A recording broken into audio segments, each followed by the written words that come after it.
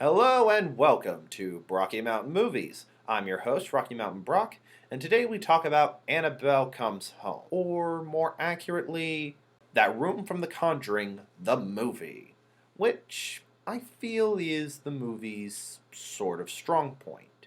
When you first go into the room as the Conjuring, the first thing you're going to think of is, what exactly does all this stuff do? How is this haunted? This movie answers that question. Of course, the big problem with it is the franchise fatigue is clearly showing, as all the parts not involving the monsters and just the human characters are very not up to snuff.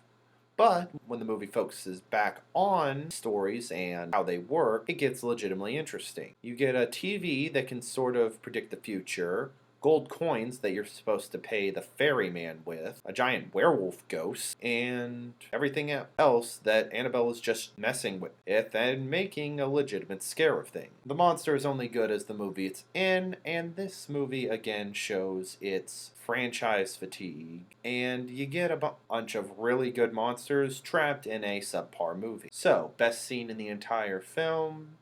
I'd have to say the scariest monster outside of, well, Annabelle herself would have to be both the ferryman, and I do love that they answer the question of the samurai armor. That was the other thing I was looking at when I first came into the room, aside from, of course, the monk. I don't think they ever answered the question of the monk. And the worst part is, I guess, when they're making the cake, that's legitimately the weakest part of them. Alright, final score for Annabelle Comes Home. I give it a 6.6. And if you like the first ones, go ahead. But if this is your introduction, I'd start at the end.